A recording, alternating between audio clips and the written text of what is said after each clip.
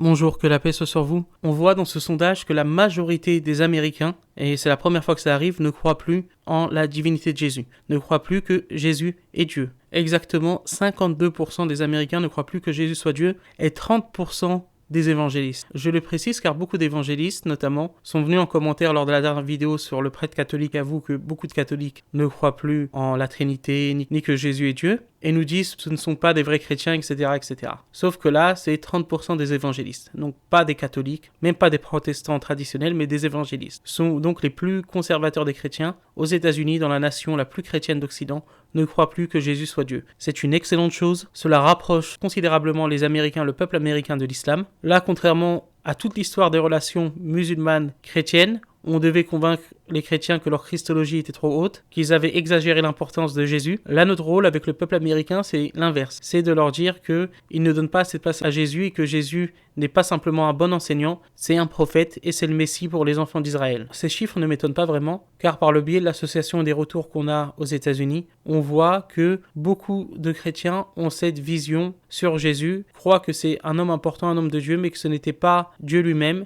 et qu'il n'y a qu'un seul Dieu. Ce qui facilite la conversion de beaucoup d'Américains à l'islam. Et j'ai toujours eu cette intuition que l'Amérique serait la première nation à devenir musulmane, à se convertir à l'islam. Et je prie pour cela chaque jour. Et si ça choque certaines personnes, notamment des islamophobes, qu'ils sachent que des missionnaires américains prient pour la conversion de l'ensemble des pays musulmans au christianisme. Donc s'ils ont le droit de le faire, j'ai le droit de le faire également. S'ils ont le droit de prier pour la conversion des pays musulmans au christianisme, j'ai le droit de prier pour la conversion du peuple américain à l'islam. Ces statistiques sont importantes et inquiètent les missionnaires américains et ceux qui œuvrent pour le christianisme aux États-Unis. Il est temps donc de former des nouveaux ambassadeurs de l'islam aux États-Unis, encore plus, de les former, afin de faire que ces Américains qui rejettent aujourd'hui le christianisme ne se tournent pas comme en France vers l'athéisme, mais au contraire se tournent vers l'islam. Je voudrais dire au peuple américain et à ceux qui rejettent de plus en plus la christologie des églises chrétiennes traditionnelles selon laquelle Jésus est Dieu, je voudrais leur dire la chose suivante, ce que Jésus a dit en Marc 12 à un enseignant de la loi qui lui a récité les deux plus grands commandements, tu adoreras le Seigneur ton Dieu